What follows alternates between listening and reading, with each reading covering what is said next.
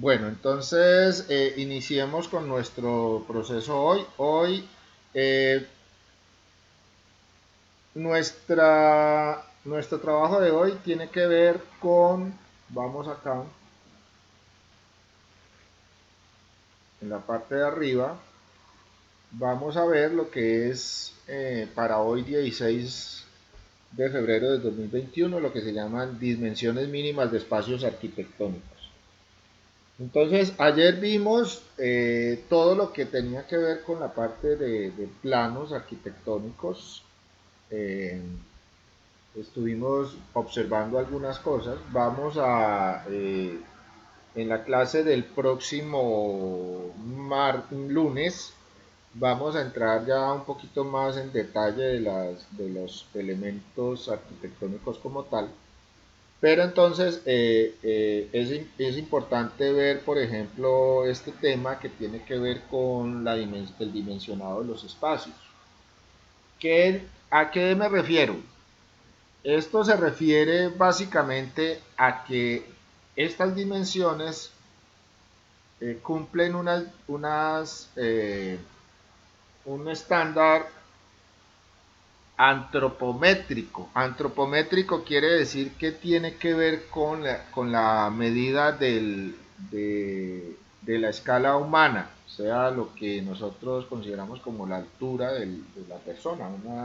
Una persona normal va a tener una medida, pues no todos tenemos la misma altura ni nada por el estilo, pero sí hay una estandarización a nivel mundial de esa medida. Pues los europeos son más altos, sí, por supuesto, pero también estamos los que estamos aquí en la parte latinoamericana y la parte sur, no tanto la parte norte y no la sur, que también tenemos medidas un poco más pequeñas, pero viendo desde el punto de vista antropométrico a nivel mundial, podemos encontrar que el mundo, o sea, que todo lo que se ha diseñado en el mundo, o sea, todo lo que usamos nosotros, tiene que ver con esas medidas, todo está diseñado para eso.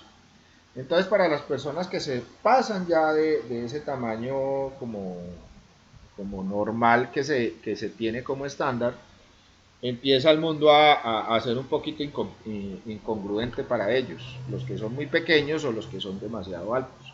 Entonces ahí ya pues hay una inconsistencia. Pero pues esa es una minoría con respecto a toda la población mundial. Entonces, eh, realmente nosotros nos basamos, o por lo menos los que han estudiado este cuento, se basan en el hecho de que más o menos el ser humano tiene una proporción. Entonces, esa proporción se basa en una altura estándar que se tiene, que es de una altura de 1,75. Independientemente de lo que medamos, ¿sí? Unos podemos ser más altos de 1,75, otros podemos ser mucho más bajos de 1,75. Pero entonces casi que el mundo está construido con base en esa medida. O sea, la medida estándar del ser humano, 1,75. Entonces, a partir de ahí, se desarrolla todos los procesos que nosotros usamos de utensilios, aparatos, eh, eh, sistemas por ejemplo, de transporte, todo está basado en esa medida, en ese estándar. Eh, entonces, a partir de ahí, y con lo que corresponde a nosotros, los espacios arquitectónicos también conllevan unas medidas especiales. Eh, Esas medidas especiales deben tener como mínimo unas dimensiones que de ahí, si las hacemos más pequeñas, entonces vamos a tener problemas con, por ejemplo, con circulación, con la utilización del espacio como tal, cosas por el estilo. Entonces, yo quise traer a colación esto porque es importante dentro de los planos, así el plano esté muy bien dibujado, es importantísimo conocer exactamente cómo nosotros debemos desarrollar ese espacio arquitectónico.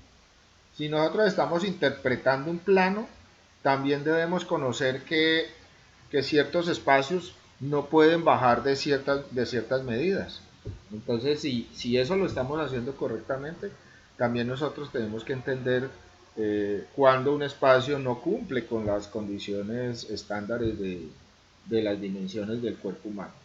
Entonces, a eso es que queremos apuntarle un poco hoy para que lo veamos eh, claramente.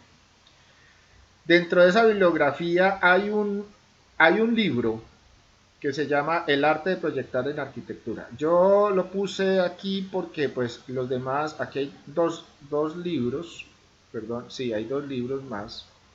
Este que tengo acá, que se llama Medidas de una casa, y este que tiene que ver con la parte antropométrica eh, de la dimensión de los espacios arquitectónicos. Entonces, eh, pero aquí el que manda la parada es este. El arte de proyectar en arquitectura me muestra casi como, se puede decir que es como una biblia de la proyección de espacios arquitectónicos. Entonces yo les dejo aquí el enlace, este enlace que hay acá abajo. Aquí pueden revisarlo, mirarlo y creo que lo pueden descargar, ¿sí? Para que ustedes lo puedan tener. Es un libro grande, tiene muchas páginas, tiene como 500 y pico de páginas. No es necesario que lo lean, pero sí es un elemento de consulta. En algún momento, si necesitan algo especial, entonces allí van a poder encontrar dimensiones para todo. Allí hay desde la casa más sencilla hasta un aeropuerto, un centro comercial, una clínica, un hospital, edificios de toda índole. Entonces, eh, ahí podemos encontrar todas esas cosas, todas las dimensiones que tienen que haber para ese tipo de, de proyectos. Entonces, casi que la arquitectura en el mundo se basa en este libro. Realmente es una biblia, ya va como en la 16ª edición y fue escrito hace como en el año 50, algo así, bien lejos. Entonces, eh,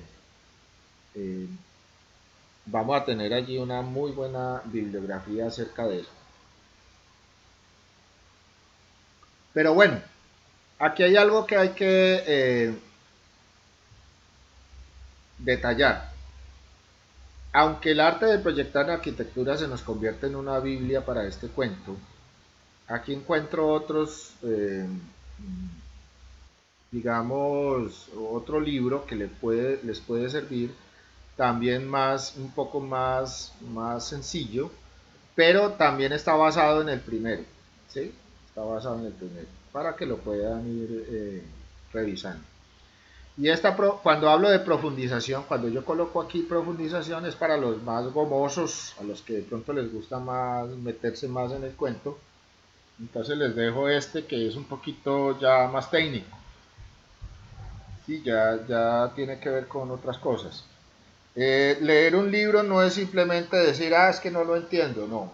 Leer un libro es que usted, cosas que de pronto no las comprenda, consultarlas. Entonces, a medida que uno va leyendo el libro y dice, uy, pero esto ¿qué es? Entonces uno va y lo consulta por otro lado a qué se refiere esa situación.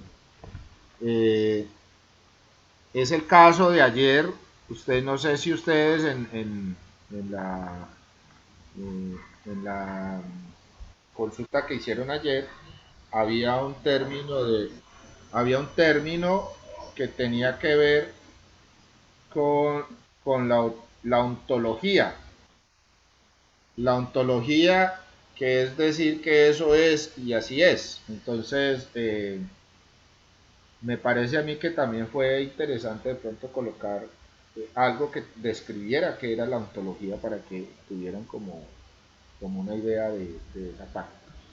Pero entonces de eso se trata las profundizaciones, o sea, que yo pueda socavar un poquito más cuando pues el tema me interese.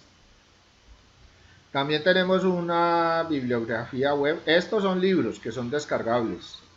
Estos libros son, usted los puede descargar a su computador y leerlos. Están en PDF. Y ya la Biblia web son páginas web que me van a traer pues información acerca de lo que entonces tenemos acá. Ahora miramos esas páginas para que miremos un poquito la parte de esto. ¿Qué vamos a ver? Entonces, ¿qué son los espacios arquitectónicos? Esas medidas que tienen que ver con la sala, con el comedor, con las alcobas, los baños, la cocina, el patio de ropas, garajes, escaleras. Aquí hay cosas importantes, por ejemplo, la cocina.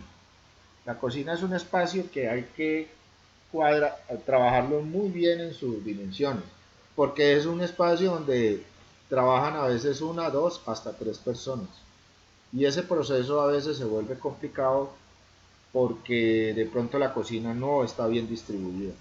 Entonces ahí hay una parte importante que hay que entender en ese proceso de la cocina. El otro son las escaleras. Las escaleras son importantísimas porque las escaleras cumplen un proceso que es subir niveles hasta llegar a un nivel mucho más alto, ¿sí? Pero a partir de pocos niveles, ¿sí? Eso es lo que hacemos. Pero caminando como uno camina, o sea, nosotros caminamos sin, o sea, nosotros no nos ponemos a pensar cuándo vamos un paso, sino que vamos caminando y ¿por qué nos tropezamos? Porque el andar es automático, o sea, siempre es lo mismo, es el mismo paso, tan, tan, tan. Entonces, cuando hay algún escollo en el camino que no lo detectamos porque lo estamos haciendo de manera inconsciente, pues nos tropezamos. ¿Sí? Esa es la parte del caminar. Eso mismo sucede con las escaleras. Si las escaleras no tienen las dimensiones exactas del proceso de caminar de nosotros, vamos a tener problemas con las escaleras. Entonces puede producir accidentes fácilmente. ¿Sí? Por esa razón, porque nosotros no lo hacemos conscientemente. Si nosotros vamos a subir una escalera, pues ya sabemos que o sea, el cerebro está habituado al proceso de caminar. Y como ya las hemos subido, entonces lo hacemos inconscientemente de cómo dar los pasos. La escalera debe estar diseñada para ese proceso. ¿Sí? Entonces ahí es donde puede haber de pronto algún accidente que inclusive las escaleras es una parte bastante peligrosa de nuestro entorno arquitectónico porque una caída por una escalera puede producir lesiones muy graves o inclusive la muerte por esa caída por la escalera. Entonces es importante tener muy claro este proceso de la escalera. Y en la parte de mobiliario, pues también existen las medidas que son todas antropométricas o lo que nosotros llamamos ergonómicas. Ergonómicas es que cuando yo uso el utensilio, cuando yo uso la herramienta, cuando yo uso el objeto, eh, deben estar adecuados a nuestra mano, a nuestros pies, bueno, a lo que nosotros hagamos. Y debe estar adecuado también a los movimientos que hacemos. Entonces, este mobiliario, por supuesto, tiene que estar adaptado a la forma como yo me siento, o sea, como una persona se sienta en un lugar. Entonces, si nosotros nos ponemos a ver una mesa, cuando uno compra el comedor, entonces uno se sienta y uno se siente cómodo en el comedor. Y uno dice, bueno, pues, así tenía que ser el comedor, pero pues uno nunca ve por qué el comedor está realmente a esa altura, porque las sillas de ese comedor también están a esa altura y yo me siento cómodo en ese comedor. Y es precisamente la ergonomía del objeto. O sea, está diseñado precisamente para que usted cuando se siente esté cómodo. Lo mismo la silla, las camas, el mesón de la cocina, Y también las puertas y ventanas. Esto es importantísimo porque en las puertas y las ventanas resulta que hay espacios específicos para uno utilizar cierto ancho de la puerta. Entonces, eh, uno, pues, en la vida diaria uno abre y cierra puertas y nunca se percata por qué esa medida realmente es esa. Y cuando uno pasa por la puerta, pues no le ve ningún problema. Usted pasa por la puerta y ya, y se acabó. Y si usted va a transportar algo de la sala a la alcoba y cabe perfectamente por la puerta, es porque esa dimensión da la posibilidad de que, pero nunca hubo como ese análisis de que, no es que la puerta tuvo que haber sido de esta. Cuando algo no le quepa, ahí sí ya usted se pone a pensar, ¿y esta puerta por qué la hicieron de este tamaño? Entonces ahí ya empieza el problema. Entonces, las puertas y las ventanas son bastante importantes dentro de ese proceso. Entonces, comencemos. Primero con el arte de proyectar en arquitectura. Les voy a mostrar algo. Digamos, aquí tengo ya abierto el, el libro. Perdónenme que por acá me están pidiendo pista. Entonces,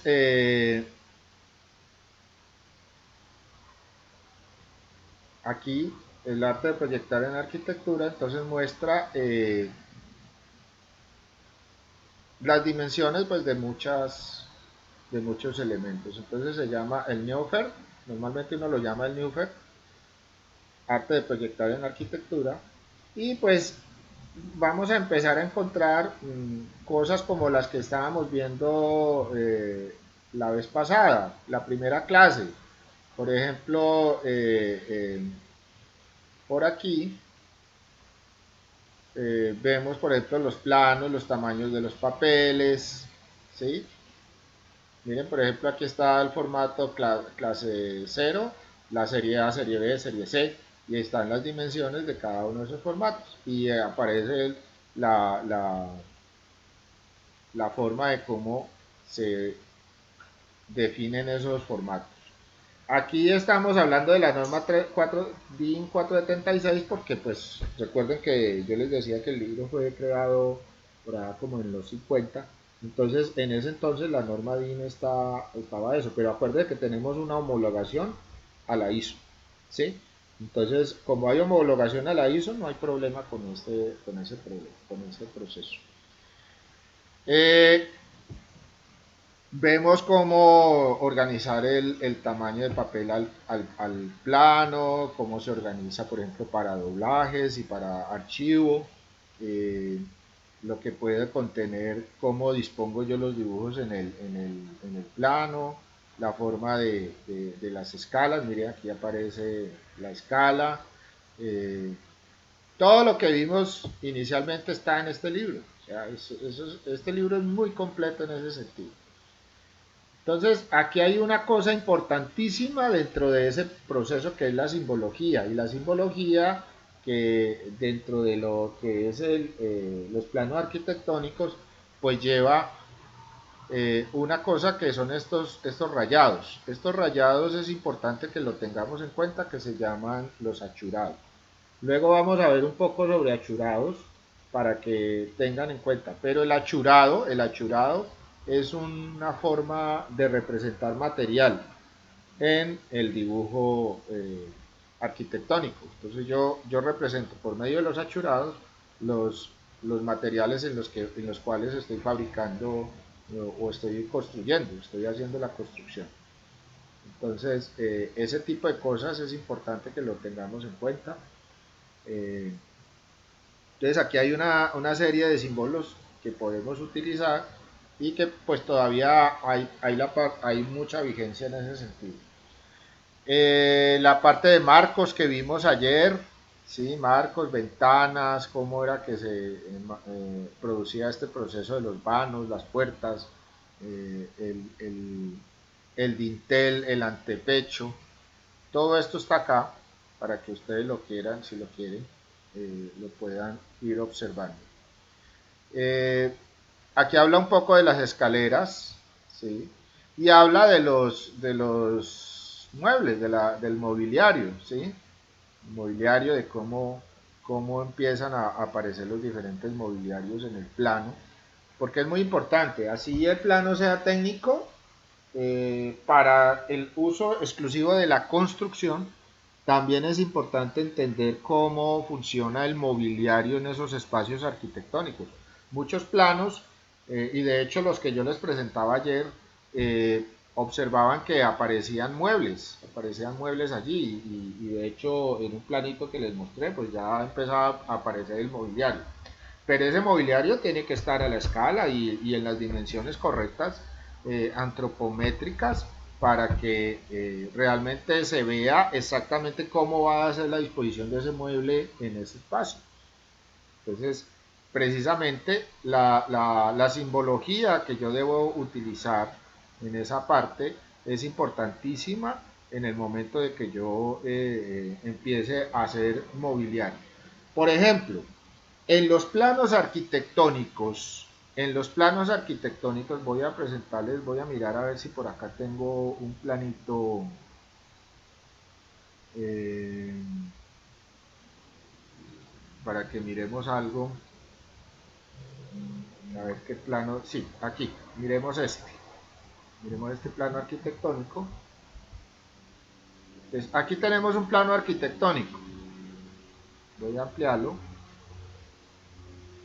Entonces, aquí, supongamos vamos a ver esta parte de la cocina y el baño.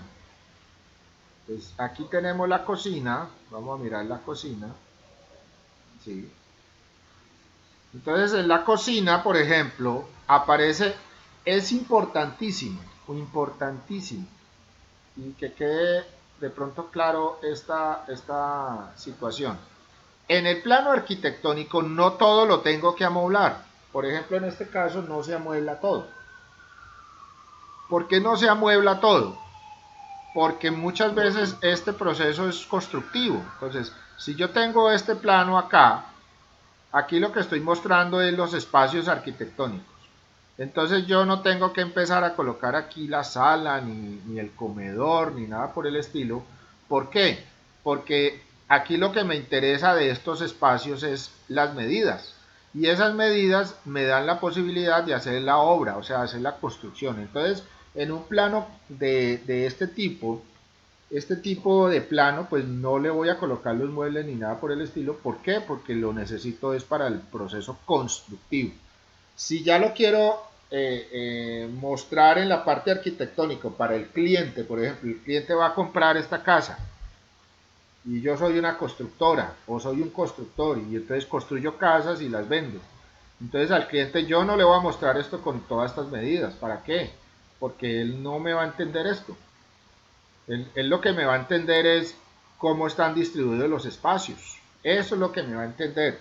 Entonces, si hay una distribución de los espacios, ahora sí amueblo el espacio arquitectónico en el plano. Pero si lo voy a llevar al maestro de obra o al ingeniero o al constructor que va a construir la casa, yo no le tengo que decir, yo simplemente le digo que aquí es el comedor y le doy las dimensiones.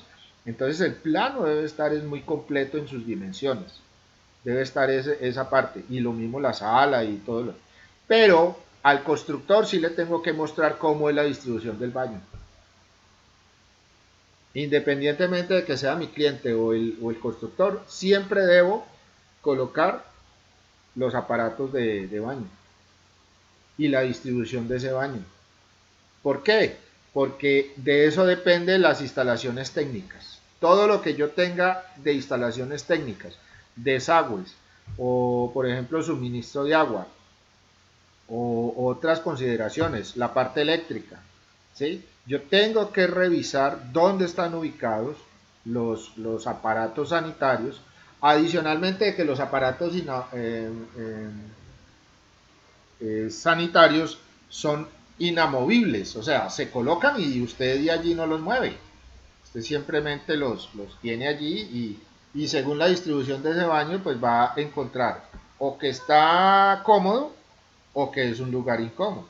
porque muchas veces colocan los aparatos pues como a bien pudieron, dijeron, ah, no, queda mejor aquí y tal, y lo pusieron ahí, después se dieron cuenta de que ya cuando está colocado y pegado, se dieron cuenta de que no era la posición ideal.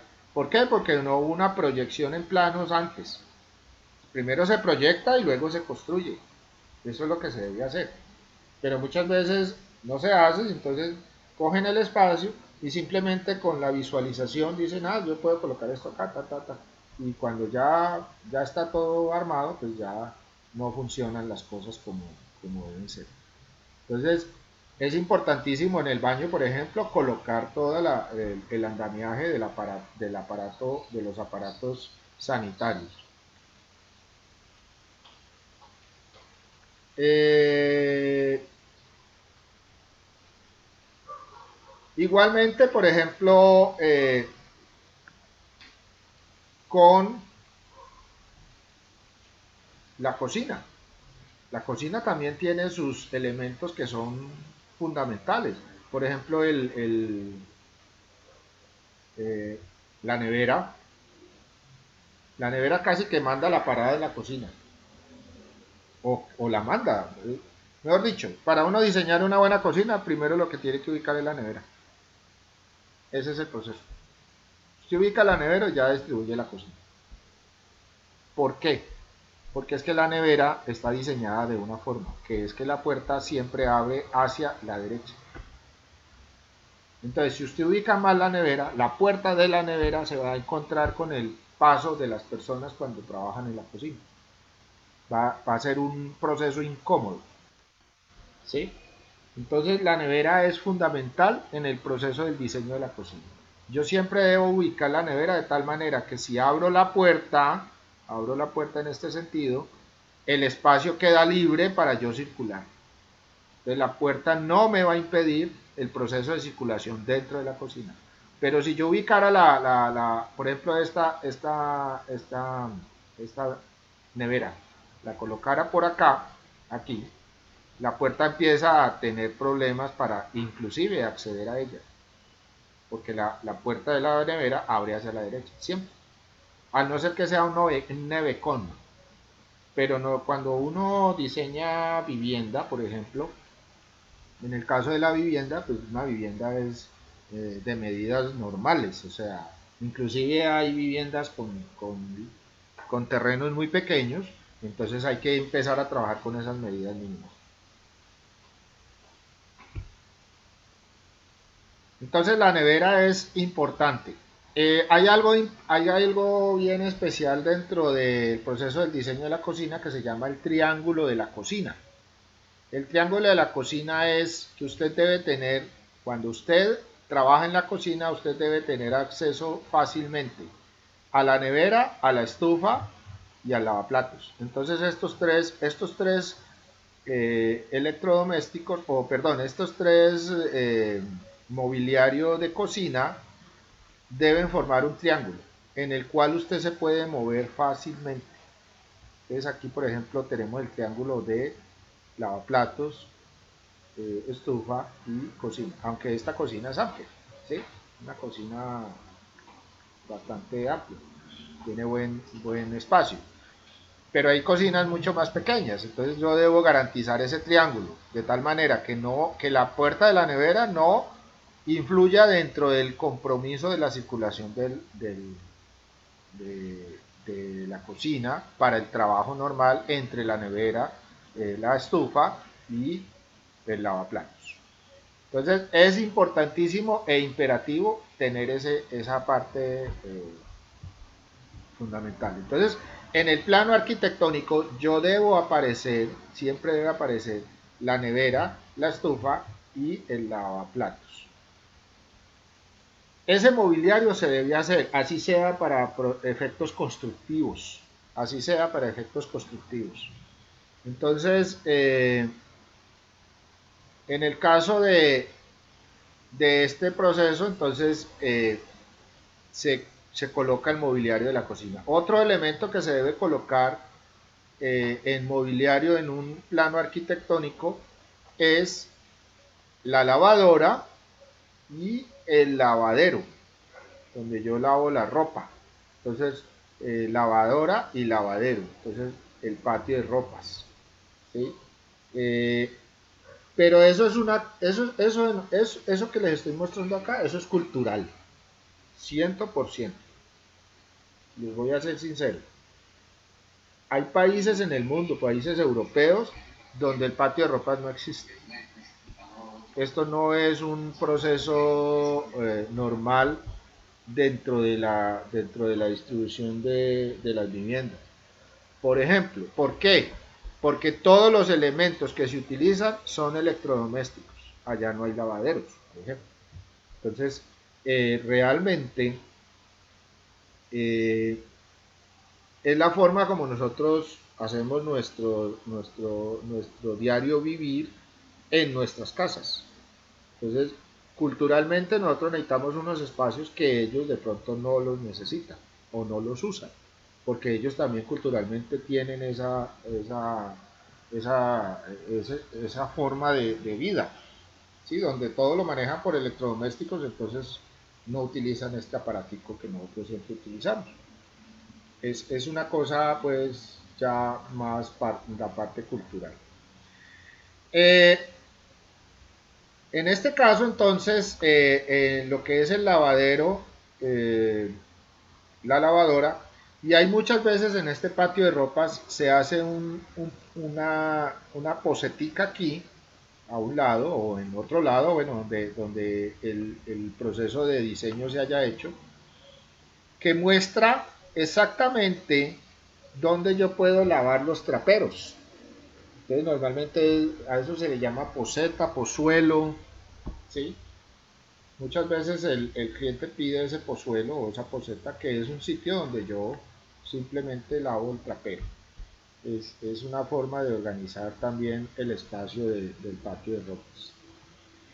Entonces, importantísimo esa distribución, o sea, la distribución sobre todo en la parte de mobiliario. Si ustedes pueden ver, por ejemplo, en este baño, vamos a ver este baño de acá. Este baño de acá tiene una distribución que se llama distribución cuadrada. Yo puedo hacer una distribución longitudinal o puedo hacer una distribución cuadrada como es este caso. Entonces, cuando yo tengo la distribución cuadrada, en este caso, que normalmente las medidas son más o menos iguales. Esta, por ejemplo, tiene una medida de 1,80 por 1,50. Entonces yo, en el acceso, aquí está la puerta del baño. Esta puerta da exactamente, da exactamente con el lavamanos. Entonces, siempre que yo entro al baño, lo primero que me debo encontrar es el lavamanos. Esa es el primer proceso que se debe hacer. O sea, si yo entro por la puerta, debo tener al frente o a un lado mi lavamanos, que es lo primero que yo utilizo. Entonces yo normalmente muchas veces necesito es entrar al baño, es a lavarme la mano. Entonces eso lo hago más a menudo que por ejemplo bañarme o usar el sanitario. Entonces, eh, en mi proceso de diseño, o por lo menos a la distribución del baño, debe estar primero al frente el lavamanos, que es lo primero que me encuentro. Y ya a un lado estará el sanitario y aquí en esta esquina estará la ducha, que se representa de esta manera. Estas dos líneas que aparecen aquí, que estoy mostrando con la manito, estas dos, quieren decir el salpicadero, o sea, una especie de muro que se hace en la ducha para evitar que el agua cuando caiga al baño o a la ducha salpique hacia afuera. Y normalmente aquí o se coloca una cortina o se coloca un cerramiento en vidrio o en otro material, aluminio, puede ser policarbonato, bueno, hay muchos materiales que se usan para el cerramiento de esta ducha para precisamente pues evitar el salpicado acá. Además nosotros los latinos tendemos a encerrarnos. Nosotros somos muy de cortinas cerradas, espacio cerrado. Entonces, si nos metemos a la ducha, queremos estar encerrados, ¿sí? Que nadie nos vea, todo eso. Eso sucede. En cambio, digamos en los países americanos o los europeos, ellos son más de bañera. ¿Por qué? Porque la bañera es al aire libre, no importa, a ellos no les interesa tanto el problema de estar, que de pronto los vean bañándose, ¿no? No hay ningún problema, se pueden meter perfectamente en su rutina, hacer allí su proceso de baño y estar un tiempo largo dentro de la tina. Nosotros somos más de ducha, o por lo menos en nuestra cultura o eh, normalmente las casas que se diseñan con ducha, no se diseñan con tina. También por el espacio, que nosotros somos de espacios más pequeños, ¿sí? Esa es más o menos la... Entonces, eso es cultural, o sea, no es que tenga que ser todo como aparece en los libros, eh, todo ese proceso es cultural. Entonces les mostraba yo ese baño por una razón, porque aquí vamos a ver otro baño donde vemos que solamente tenemos el lavamanos. Miren ustedes, yo les decía que lo primero que debo encontrar es el lavamanos. Entonces aquí abro la puerta y el primer aparato sanitario que encuentro es el lavamanos. Luego aparece el sanitario. Entonces si ustedes observan este baño, que tiene 1,56 de largo por 1,18 de ancho, no tiene ducha. ¿Sí?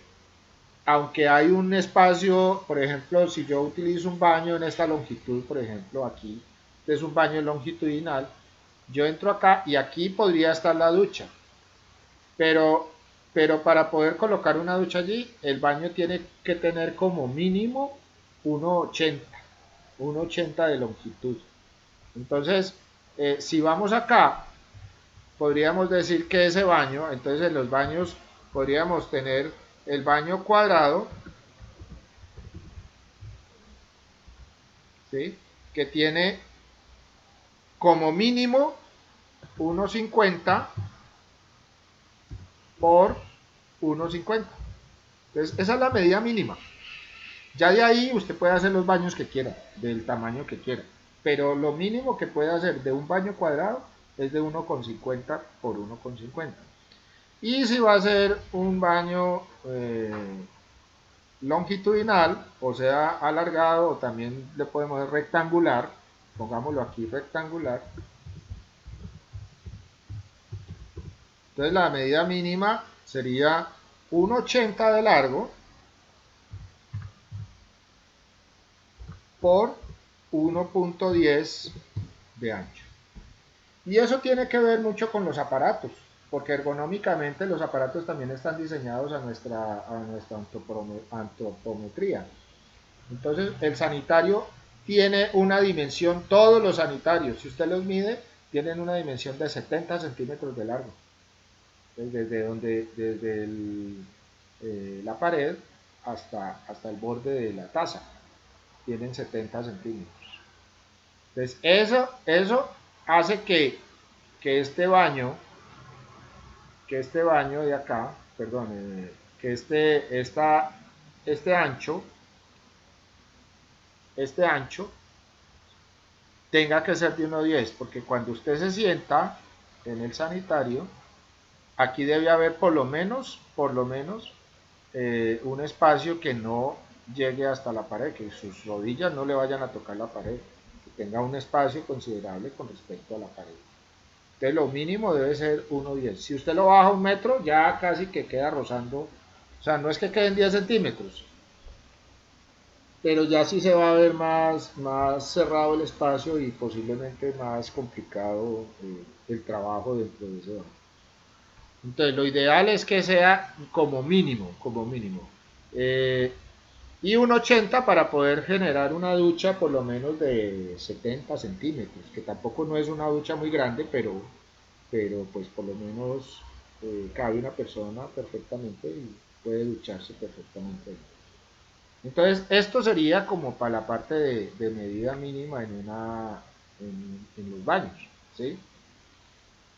En la sala, por ejemplo, voy a colocar primero el lado más largo después el lado, siempre es largo y ancho, ¿sí?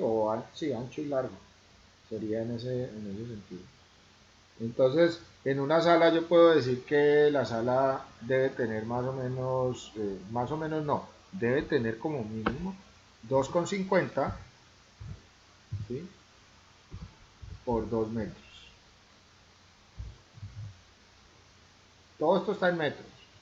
El comedor también tiene más o menos esa misma dimensión. A veces se hace de 2 por 2, pero lo ideal es que sea de 2,50 por 2. Eso es lo mínimo. Eso es lo mínimo que debemos tener. Entonces, en las alcobas han sufrido la reducción más importante de todas estas construcciones que se hacen ahora. ¿Por qué es eso? Porque por el costo de la tierra. La alcoba normalmente, para que una alcoba funcionara bien, se trabajaba de 3 metros por 3 metros. Ahora no, ahora usted va a comprar un apartamento y le salen con alcobas de 2,50, ¿sí? En muchos casos. Pero realmente la medida mínima para una alcoba es de 2,75 por 2,75. Ahora, que esto tenga una regulación, no, para esto no hay regulaciones. Es la medida antropométrica nuestra. Entonces uno ya va a darse cuenta si realmente ese espacio le es útil para su uso, ¿sí? Entonces por eso son las casas modelo. Entonces usted va claro que las constructoras lo que hacen es ponerlo muy bonito y usted se deslumbra en el momento que lo ve. Y dice, uy, no, ese es mi apartamento. Pero realmente hay medidas muy pequeñas, por ejemplo el ancho de una escalera. En estos días visité una vivienda nueva, construcción nueva, y precisamente la escalera, pero, mejor dicho, la construcción se veía agradable, pero cuando usé la escalera perdió todo su encanto. ¿Por qué? Porque la escalera escasamente cabía yo, ¿sí? O sea que si yo iba acompañado o la persona tenía que ir adelante o ir atrás y cabíamos, era solamente en ese ancho de escalera. Adicionalmente la escalera eran un poco más altas de lo normal y tenía mucho recoveco, entonces eh, definitivamente fue mala concepción del diseño de esa escalera para poder eh, ser organizada. Entonces, eso es un problema bastante fuerte cuando se habla de construcción, porque el constructor nunca, muchas veces lo que busca es que la escalera le suba. ¿Qué quiere decir que la escalera le suba? Que la cantidad de peldaños que divida toda la altura corresponda exactamente a esos peldaños. O sea, si son 15 peldaños, entonces me casen perfectamente para poder distribuir la escalera. Pero nunca lo piensan en el sentido de cuando yo doy el paso. Entonces ustedes no sé si les ha pasado que de pronto llegan a una escalera y empiezan, uy, esta escalera como tan difícil de subir. A veces es el paso más alto o los pasos son dispares, o sea, los peldaños son dispares, unos de una medida y otros de otra medida. Entonces hay que tener como cuidado en ese sentido. A veces no cabe el pie en donde uno apoya el pie. Esas son situaciones de las escaleras. Y eso sucede por la mala medición en la misma proporción de la escalera como tal. La cocina. La cocina sí como mínimo debe tener 2,50. 2,50. ¿Sí? También puede ser por 2. Eh, en los anchos de cocina lo que yo debo buscar es primero que todo, el mesón como elemento fundamental en la cocina, porque los mesones, este mesón, o sea, donde yo coloco los utensilios, que también lo llamábamos pollo o encimera, ¿sí? Entonces, eh, siempre ergonómicamente debe tener 60 centímetros. O sea, es el espacio mínimo que usted le dan como para trabajar en una cocina. Para que una cocina perfectamente trabaje dentro de su proceso del trabajo de la cocina, este mesón debe tener 60 centímetros. Y los aparatos están diseñados para ese espacio. Esa es otra situación.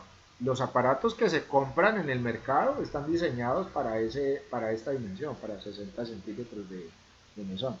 Entonces a veces las cocinas las hacen de 55 y ahí ya vamos a empezar a tener un problema, porque cuando vamos a instalar el aparato se nos va a salir o no nos va a quedar o no nos va a casar o bueno, cosas por el estilo. Vamos a tener inconvenientes por esa dimensión.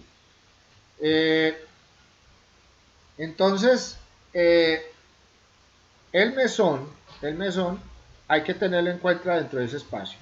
Por lo menos dentro del mesón y la parte circulante suya debe haber 60 centímetros del mesón y la parte circulante como mínimo 1,10. Como mínimo 1,10. Entonces, si es una cocina alargada, ese mínimo debe mantenerse en el proceso de circulación. Por supuesto que va a quedar un poco estrecho, pero va a haber un proceso de trabajo dentro de la cocina si yo tengo los 1,10 acá. ¿Sí? Hay veces que se le coloca un poquito más, 1,20, como para que realmente cumpla con la necesidad de cocinar, que es el proceso que se hace. Entonces, si tengo 60 centímetros y 1,10, esa cocina como ancho mínimo debía tener 1,70. Pero lo ideal es que como mínimo sea 2 o yéndonos al extremo 1,80. 1,80.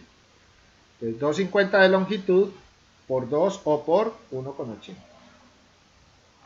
El patio de ropas sí tiene que ver mucho con la parte de lo que es los aparatos que vamos a utilizar acá. ¿Sí? Entonces normalmente este espacio de ancho debe tener por lo menos 1,50, ¿sí? 1,50 acá para que manejemos bien el espacio. Y lo otro es que tengan en cuenta, las lavadoras normalmente tienen 60 centímetros de la pared a la parte de afuera. Más o menos es el promedio. 60, máximo 65, no son más largas. A veces son más anchas, más bien más anchas que largas. Y los lavaderos que vienen ahora, porque ya el lavadero no son esos lavaderos grandes que antes se hacían en ladrillo y que de pronto algunos de ustedes en sus casas tienen la posibilidad de tener un lavadero de esos que son de 1 metro, a veces de 1,50, con un gran tanque que casi le cabe 1 metro cúbico de agua. Es impresionante, a veces uno se acostumbra a eso y ya cuando va a tener un tanquecito del tamaño que traen estos lavaderos, pues ya dice, uy, ¿qué pasó acá? Entonces, realmente, por ejemplo, el lavadero normalmente tienen 50 centímetros de ancho, aquí de este ancho, y ya el largo sí de acuerdo pues a la necesidad, pero normalmente aquí tienen 50 centímetros. Anteriormente en esas casas grandes, esas casonas o la casa de la abuela o donde yo pasé mi juventud o mi niñez, esos lavaderos eran unos super lavaderos que hasta como piscina se podían utilizar. Entonces, eh, nuestra cultura nos da para muchas cosas. Pero normalmente tienen unos 50 Y pues en el ancho pueden tener 2 metros, la longitud pueden tener 2 metros. Entonces puede ser el patio de ropas perfectamente como medida mínima, funciona en 2 metros por 1,50. Ese sería como el garaje, importantísimo. Muchas veces queremos dentro de nuestros diseños o dentro del proyecto tener un garaje para el vehículo. Entonces los carros también tienen sus diseños especiales. Aunque uno ve carros más grandes que otros, pero, pero la mayoría caben en un parqueadero. La mayoría caben en un parqueadero. Y esos parqueaderos es lo que yo llamo aquí el garaje. eh, Están acordes a esas dimensiones de los autos. Entonces un carro, normalmente un carro familiar, está para tener un espacio de parqueo de 4,50 de longitud por 2,80, ¿sí? Por 2,80. Entonces, si yo hago, por ejemplo, el parqueo de 4 metros, una camioneta no me cabe. Me cabe un carro más pequeño, pero llega un punto en que tampoco los carros pequeños caben en eso, porque tienen que tener en cuenta que usted abre la puerta para descender del vehículo. Entonces usted tiene que tener un espacio adecuado que le dé la posibilidad de abrir la puerta para descender, y lo otro para que en longitud el carro pueda maniobrar, o sea que usted pueda maniobrar el vehículo en la parte longitudinal. ¿Sí? Entonces por eso es esta medida, 4,50 por 2,80. En la parte de escaleras, las escaleras tienen las escaleras es bien interesante porque las escaleras, voy a mostrarles acá, eh,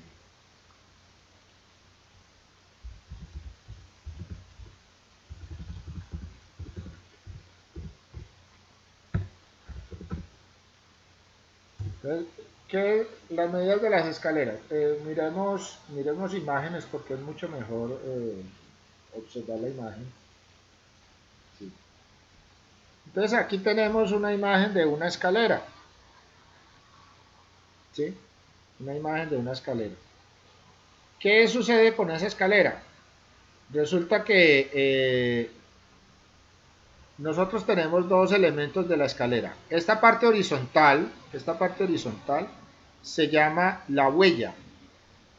Entonces la parte horizontal, ¿sí? Eh, horizontal, le vamos a llamar la huella.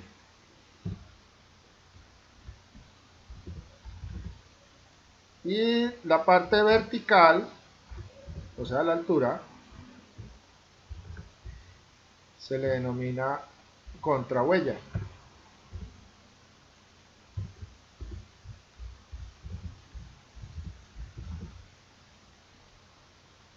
Entonces en las escaleras tenemos la contrahuella, que es esta parte vertical o el escalón como tal, o sea, todo esto es el peldaño. Entonces la contrahuella es esta parte vertical y la huella es la parte horizontal de la escalera. ¿Sí? Aquí tenemos esta escalera, entonces la huella tiene una dimensión y la contrahuella tiene otra dimensión. Para el caso de las escaleras es muy importante esta parte donde yo coloco el pie, la huella, y la parte que queda aquí en la parte frontal, que es la parte vertical de la escalera, entonces es lo que denominamos contrahuella. Hay escaleras que no tienen esta contrahuella, o sea que es libre ahí, yo puedo colocar el pie y el pie sigue. Eh, no importa, pero igual hay una contrahuella. ¿Por qué? Porque es que aquí hay un escalón y aquí hay otro escalón y esa altura entre los dos escalones es lo que conforma la contrahuella. Entonces, en el caso de las escaleras, para que funcionen perfectamente, el señor Neufeld ha definido que la huella debe ser de 27.5 centímetros. Debe ser para la ergonomía humana, o sea que cuando yo estoy con una contrahuella de 27.5 centímetros, voy a tener perfectamente el paso adecuado en una escalera, ¿sí? Entonces la escalera va a ser descansada. Y en la, perdón, este 27 en la huella, sí. Y en la contrahuella debe ser de 17.5 centímetros. Esa es la escalera ideal. Esa es la escalera ideal. Pero nosotros, por construcción o por procesos constructivos o por precisamente ganar espacios, que de pronto no nos quede la cosa como muy mal, ¿sí? Vamos a copiar esto. Voy a copiar esto acá.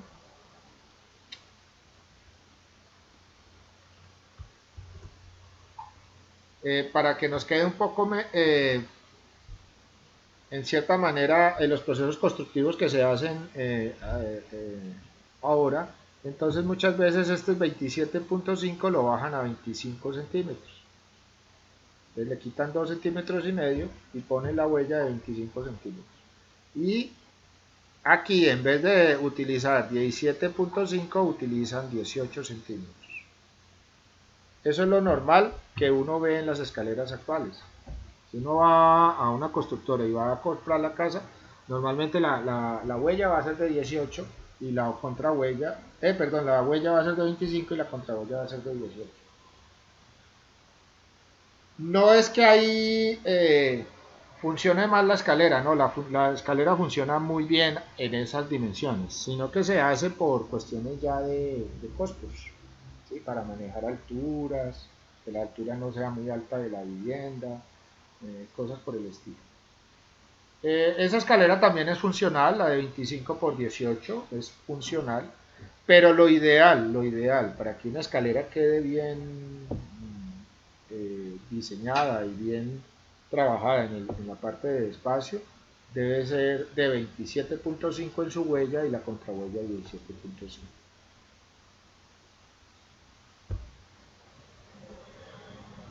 Entonces, aquí ya empezamos a ver unas medidas que nos van a empezar a mostrar algunas cosas. Yo por aquí les tenía unas páginas donde miremos, aquí muestran, por ejemplo, eh, en este sentido, cuál es la proporción del ser humano con respecto a su altura. Entonces, todo lo que, esta es un estudio, ¿sí? ¿Sí? Que se llama las proporciones del cuerpo humano. Aquí está la persona que hizo Seyssing, ¿sí? Dentro del Newfer está esta parte que ustedes pueden observar. Entonces, aquí está proporcionado la altura nuestra. Los estudiosos de eso dicen que nosotros, en nuestra altura, dicen que nosotros somos 8 cabezas, o sea, la altura de nuestra cabeza repetida 8 veces, esa es nuestra altura. Entonces, todo lo podemos manejar a partir de ahí. Aquí vemos, por ejemplo, los espacios para movimientos del cuerpo humano, como qué espacios tendría que yo tener para los diferentes movimientos, aquí podemos observar. Y esto también lo trae el NORFER. En la parte constructiva, por ejemplo, los ladrillos, de qué tamaño son los ladrillos, cómo son los aparejos de ladrillos, eso es en la parte constructiva. Aquí están las diferentes dimensiones de esos ladrillos, ¿sí? Pero en cierta manera, por ejemplo, aquí comparten las diferentes tipos de medidas, que es el pie con respecto a centímetros, ¿sí? En las puertas, importantísimo, las puertas. Vámonos un poquito aquí a la puerta. ¿Por qué tengo yo estas medidas acá? Porque es que en este momento se han estandarizado las puertas. Si usted, por ejemplo, busca, aquí busquemos Home Center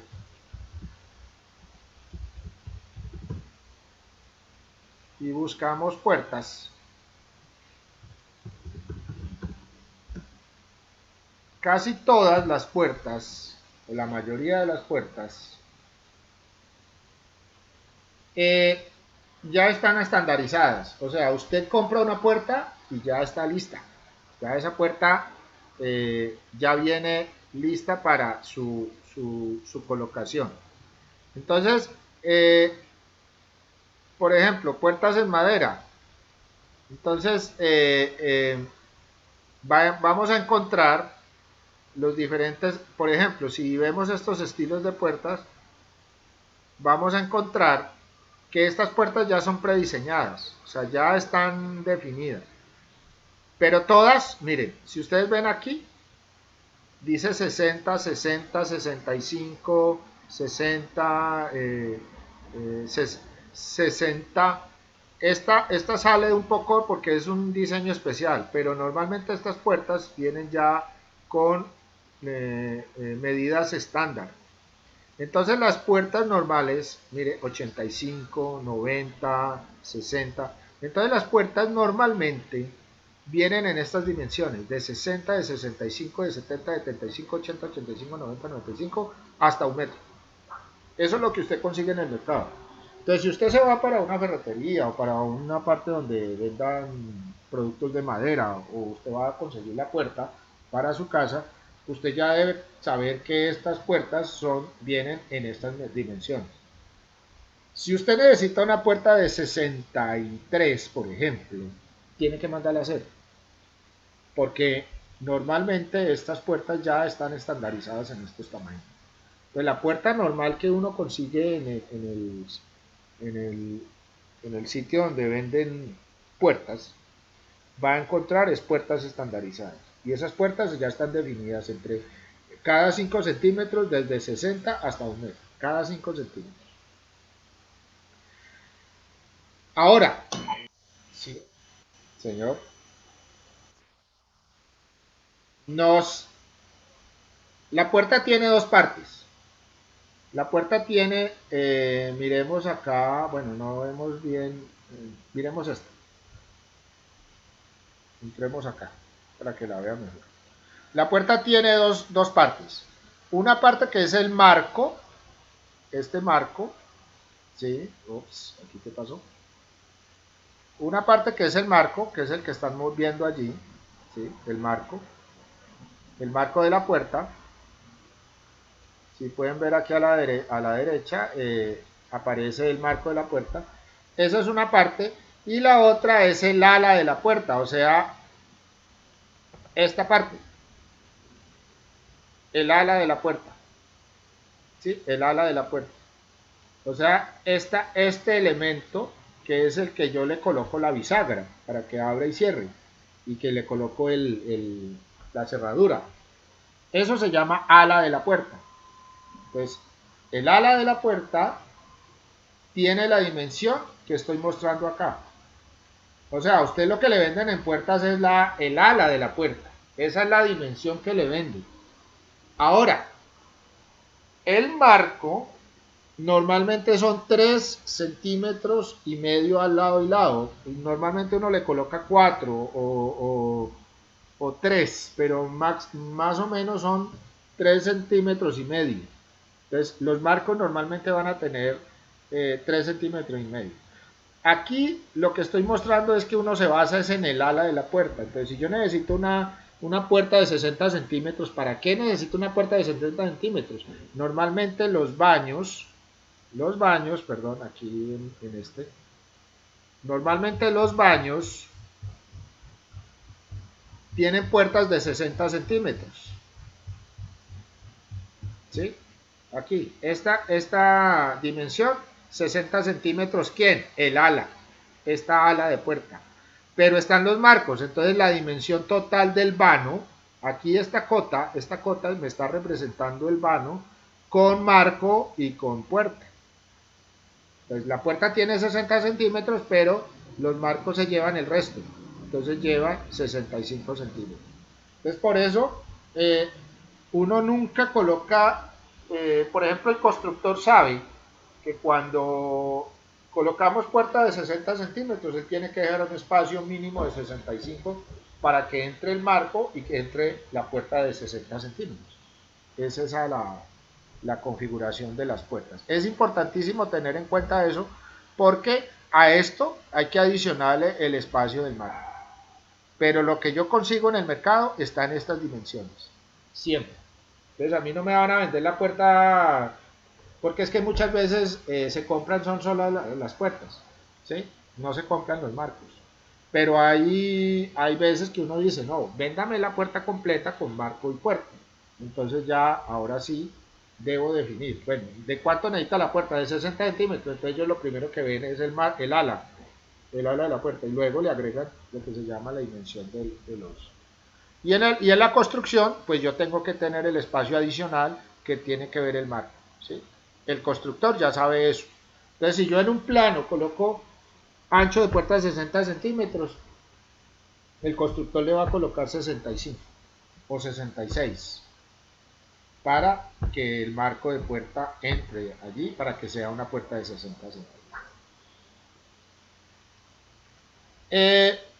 Eso con respecto a las puertas, ¿no es cierto? Las puertas son importantísimas en ese sentido. Ahora, la altura de la puerta siempre es estándar. Yo siempre tengo una altura de 2 metros.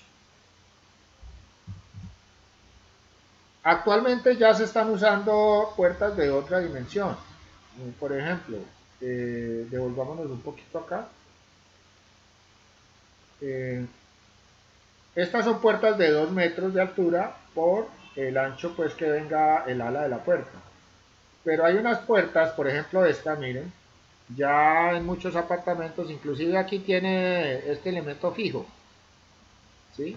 Pero ya no se usa fijo, ya la puerta ya no tiene este elemento divisorio acá, sino que va toda la puerta hasta arriba. Eso es para evitar a la constructora se gana un montón de dinero no construyendo este murito acá, que es el dintel.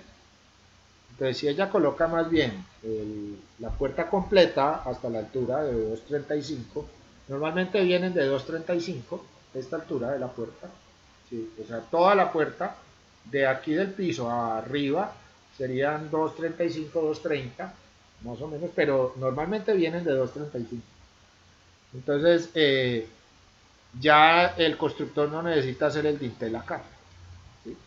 Que eso es una ganancia para ellos, porque si, por ejemplo, están construyendo apartamentos, construyen 500 apartamentos y cada apartamento tiene 4 puertas o 5 puertas. 5 por 5, 25, serían 2.500 dinteles. 2.500 dinteles multiplique por el valor de ese dintel. Entonces se ahorran un montón de plata por el solo hecho de solamente hacer la puerta completa. Entonces eso se está viendo mucho ahora con los nuevos apartamentos. Eso sucede entonces, normalmente vienen de 2 metros, pero ya hay una tendencia a que se manejen de 2,35.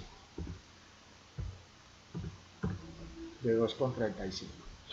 Y ya, pues las dimensiones de la puerta que se necesiten. Si usted necesita una puerta mayor a 1 metro, ya toca ser por pedido, o sea, dimensionado por pedido, para que esa puerta funcione adecuadamente a lo que usted, al espacio que usted necesita.